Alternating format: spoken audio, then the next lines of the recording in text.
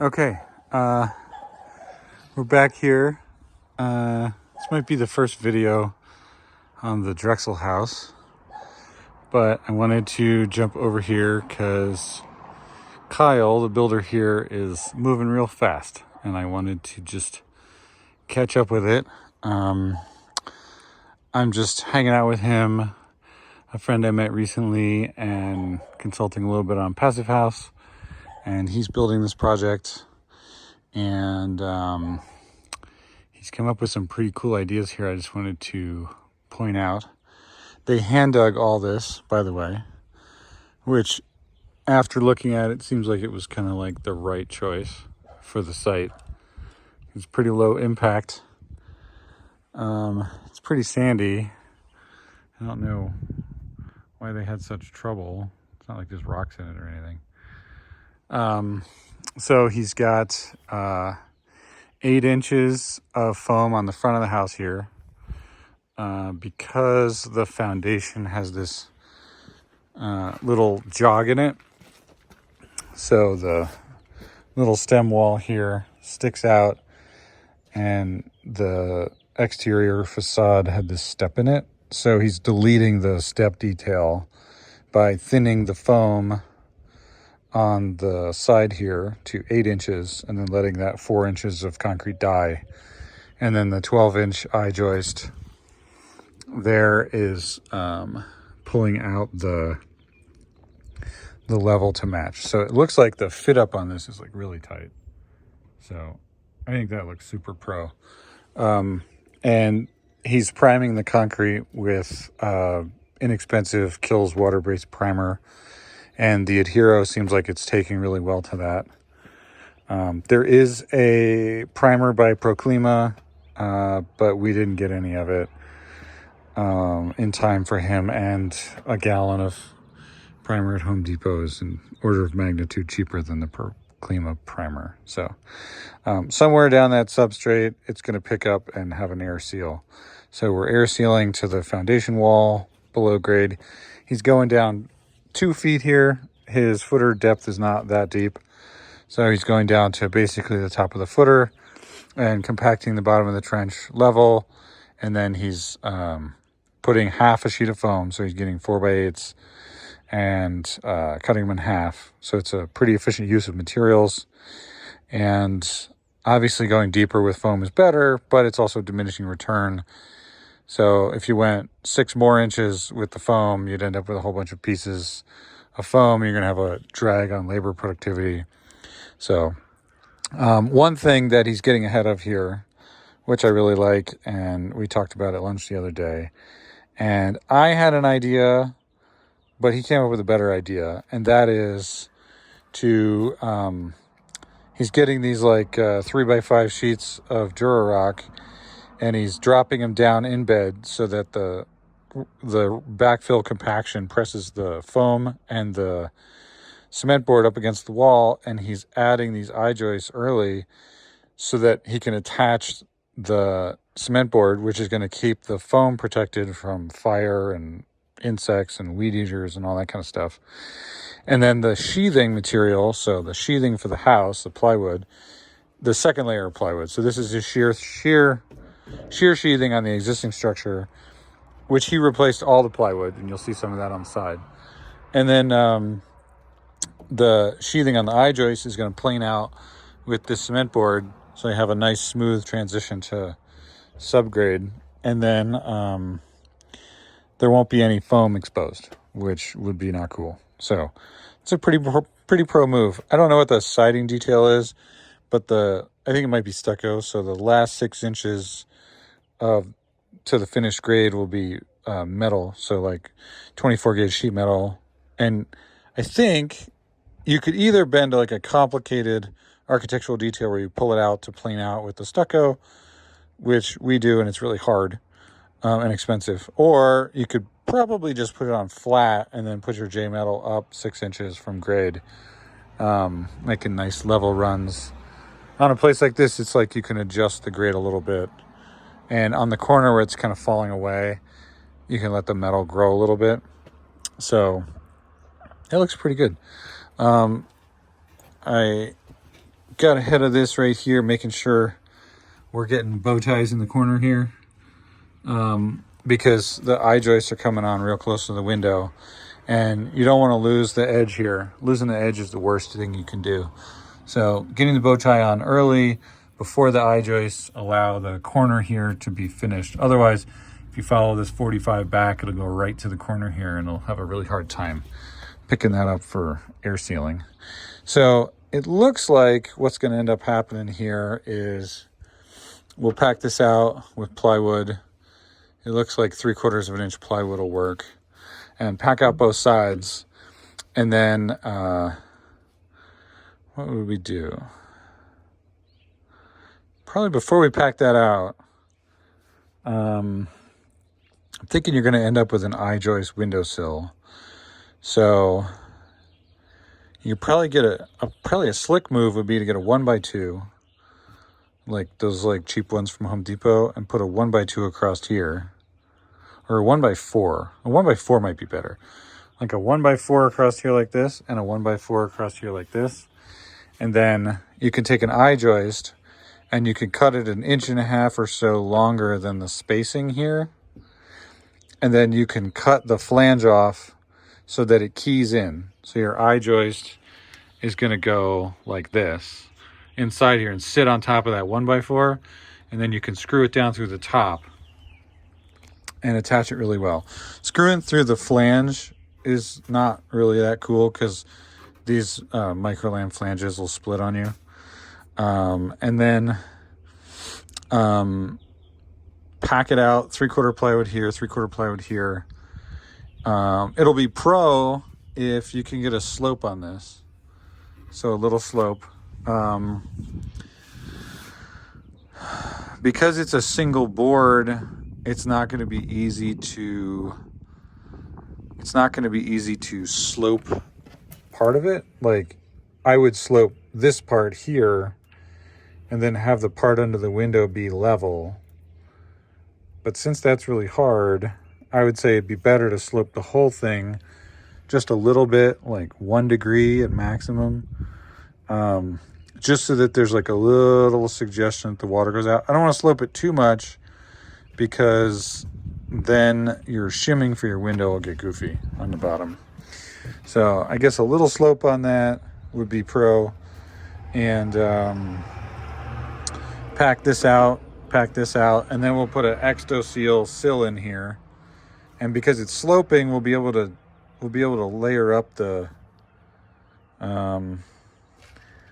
actually, I think this is the total assembly here is like 16 inches. So if you have 1 inch of Exto-Seal on the inside of the window, you'll have 1 inch coming down the face you'll have actually going to add a 1/2 inch. So you have a 1/2 inch coming down the face. So that's actually the optimum size. So maybe just one piece of 12-inch Exto-Seal like this. And then you'll have a 1/2 inch coming down the plywood face. And then you'll have a 1 inch on the inside of the window, and you've got a little space to wiggle that around and have some variation. So that's pretty pro. A simplified detail of that at the top, just level coming out, no problem. Pack out, looks like about 3/4 inch plywood would fit in there. So yeah, probably be some Adhero detail over top of that plywood, probably pulling the Adhero out here. So we get the framing in, get the Exto-Seal in, and then do an entire Adhero wrap on the inside of the window. That would be pretty pro. And then set the window. I think the window would be good to go after that. So I think we're going to get the chainsaw retrofit here on a percentage of the roof overhang. This flat part here we can't cut, but the part out here we can. So I think we're going to get the chainsaw retrofit, and then he's going to do 12-inch eye joists on top of the roof. And then he's going to do bird blocking in the stud bays on the inside of the house. And that's going to help him with his finishes. And then he's going to shoot Viscon, the low viscosity Viscon on that to air seal these rafter tails, because we don't want damp air coming out the rafter tails and condensing out here. And then the adhero is going to wrap up over the top of the new roof sheathing. And then on top of that, he's going to put 12-inch I-joists on the trusses, centered on the trusses. And then he's going to put big collar ties across the top above the peak of the truss. So it looks pretty good. So you can see the little bow ties here on there. That's still enough to pick up, although it's a little close. If you ever get a corner like this where it's just too close and you can't pick it up, you can gun some Viscon fiber blue black on here and seal it off. Even if it's like really close to the corner here, you can still do that. That's pretty effective. So got some Home Depot tape here. It's a very good use of Home Depot tape. That's where I would put Home Depot tape for sure. Got sweet bow ties everywhere. Love it. Super pro. So coming around here, this is the dig. The dig is nice and clean. There's no rocks. It's not bumpy. It looks like it's been tamped in. So that's what the foam is going to sit on. And then on this side, you can see that the foam's actually going to be a little negative. So he's going to be able to probably lose that sheathing overhead in the mix, in the stack up, although it's really accurate. I'll be interested to see how that progresses. So adhero down on the primer. That looks good. And then here's the sidewall here. So interesting detail is that his truss is planing out with the exterior sheathing. I haven't really seen that before. I don't know why his gable end truss is that far out. Obviously somebody built this house a long time ago, so nobody knows, but I wonder how that's going to work out. Because you don't really want to like put the I-joist on it and then have it be angling. I wonder if you would cut the back of the I-joist flange out. Boy, that'd be a pain. But you could cut a 1/2 inch off of the I-joist flange so that the I-joists are planing out plumb. Unless the building is out of plumb. But I don't know if you'd actually want to fix an out of plumb building because it would make your window wells be tapers.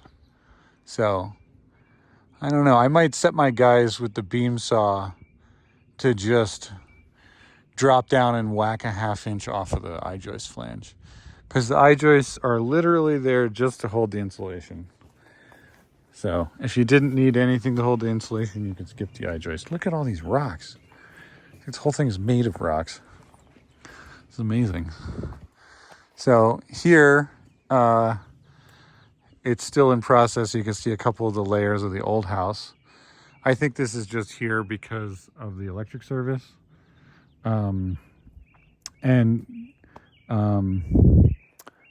He's, working with a small team of friends and family. So, resheathing is a little tough when you're by yourself.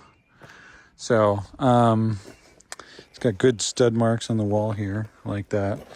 So we eliminated this access for the crawl space because this like old crawl space cover you can see here is a complete waste of time and resources. You'll never be able to close that hole with a cover like that against rodents or insects or air infiltration, and you'll be losing tons of heat out of it. It would be impossible.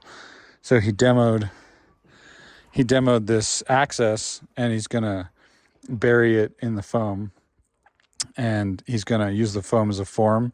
So you got plywood on the inside, form on the outside of foam, and then he's going to fill it up with concrete. So he's going to repair the wall, which is great. And then he's going to add a in-closet access hole for the sealed crawl space downstairs with foundation insulation on the dirt, I believe is what he's thinking. And then a 15 mil stego on top of that. So This house has been pretty interesting to look at. It's got some really old pieces of wood with tons of grain rings. So it's built with old pieces, which is kind of cool. So he's got a lift slide here and a huge trench here with a billion rocks. You could start like a river rock business in this property. So yeah, this is a 4-inch conduit, which is absolutely huge. It's 4 inches, right? No, that's 3 inches. Just looks huge. I think it's 3 inches. I sound like a fool now. Oh my God, no, it's 4 inches. Yeah, it is huge. It's got a nice long sweep 90 on here and a tracer wire. It's a nice detail. Bedded in sand. So it's stubbing up out here because the thickness of the new insulation is going to push the wall out this far. So he's probably dialed it in for just the right spot. I think he's going to end up coming right up into a meter can. We had 4-inch on one of our jobs recently, and we had to put a reducer on it down low and then reduce it real close to the surface to 3-inch because the meter can only took 3-inch.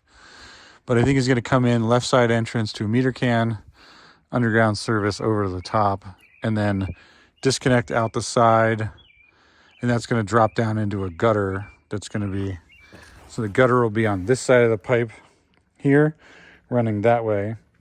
Disconnect will drop down into the gutter, and then it's going to do that solar prep where it runs horizontally over to this side, and then come out the bottom of the gutter, and then through the foundation wall, I believe, with I'm not exactly sure how that detail is going to work out, but come down out of the gutter and then enter the house, trying to avoid destructive lasagna penetrations. And then I think he's going to have an electric panel in the garage and then electric panel in the house. But since he's encapsulating the entire house, he may bring the garage into the air envelope and maybe just have the panel in the garage. I'm not sure. And then there'll be trough space available here for adding inverters in the future, and they can do line side coupling in that trough, or if you've got a battery system, you can take that wire out of the disconnect, which is on the customer side. You don't have to talk to the utility, and then run that up into the inverter and then pass it back and hook it back up to the disconnect. So pretty cool. You got a lot of options there. Depending on your inverter size, an 8-inch trough is really good for that. 12-inch trough is even better. And 12-inch trough is only if you're getting big inverters. I think the Solarc 12K and 8K, they fit on smaller troughs.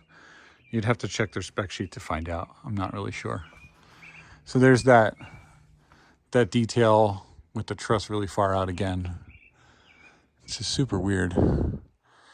So on this side, I believe he's going to go back 2 trusses, and then he's going to do tails sticking out like this to recreate his overhang. And he may just cut this one off flush because it's not going to be helpful to run the air barrier around it. So he'll just chainsaw retrofit this and then close it off and then wrap the air barrier onto the roof deck. And then he will applique a new set of tails coming out this way in I-joist. So yeah, this looks pretty cool. We unloaded a truck of windows here the other day with the guys and got them inside. So he's got his new windows. They're triple pane windows from Canada. Who made the windows?